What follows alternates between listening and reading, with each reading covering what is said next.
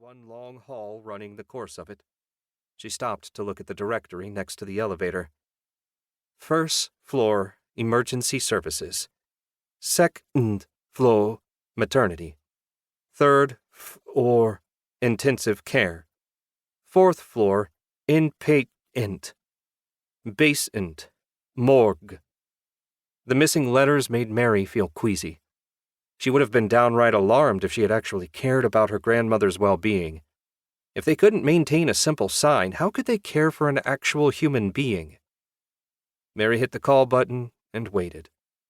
She could taste the copper in her mouth as the elevator doors slid open and allowed her to enter.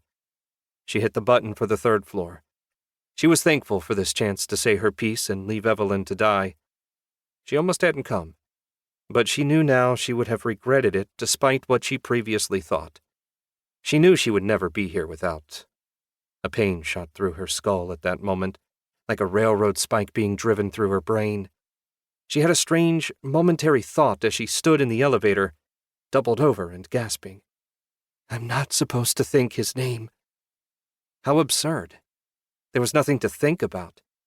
She had received thoughtful and insightful advice from a traveler, a total stranger, and it had spurred her into action. Everyone has to say goodbye, he had told her. It's best to do it on your terms. The elevator doors opened slowly, and she stepped onto the third floor. The lights were dim and blinking as she looked down the hall in both directions. A lone nurse stood at the far end with her eyes glued to her phone. Mary kept moving, trying to act casual. She felt confident she was in the right place. She came to a stop at a closed door. She looked over at the whiteboard on the wall beside it and was unsurprised to find Waymack written on it. She pushed the door open quietly. Evelyn lay on the bed, her white hair in disarray. Mary thought about how she had always done her makeup on Christmas and put on those stupid fucking pumps when it was just the family around. She had always been made up, always trying to prove that she was better than everyone else because she actually believed that she was. If she could only see herself now. Wake up! The words slipped out of Mary's mouth as she stepped in and closed the door. They were hard, stern words, spoken from a place she didn't recognize. Evelyn's eyes fluttered, but they did not open. I said, wake up! She raised her voice enough to startle her grandmother, but it was still low enough not to alert the nurse down the hall. The old hag nearly jumped out of her skin as she searched the room with frantic urgency. Mary momentarily thought that she should take it easy, but there was something else in her head, something foreign, dark. Mary, you scared the bejesus out of— Shut up, you old bitch! Evelyn's eyes widened with surprise. Simultaneously, Mary's did too. What are you doing? She asked herself. But she already knew. She remembered now. She felt the rage burning inside her like using her organs for kindling.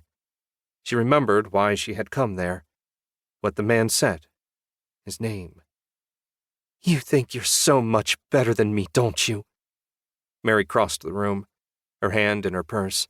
The cold metal of the gun felt like a piece of herself as she watched the old woman stare at her with fear. It all felt so right. You fucked a man in front of my mother because you couldn't wait to get your rocks off. You treated your own daughters like trash. You treated me like— I don't know what you mean. That's a lie. I gave your mother everything she ever wanted or needed. Her words were cut off by the business end of Mary's husband's pistol. It was an older revolver with a long barrel. She could hear her grandmother gag when she pushed the barrel into her mouth. Oh, come on. I know you've had bigger things in there than that. Mary no longer felt like herself. Something had changed in her. Changed when she had met the pain again, but it did not double her over this time. It stoked her rage. What? Finally at a loss for words, Granny? Evelyn tried to back away from the pistol, but her head could not sink any lower into the pillow. The machines beeped loudly around them. Down the hall, Mary could hear footsteps. Running out of time. It was not her thought, but his voice.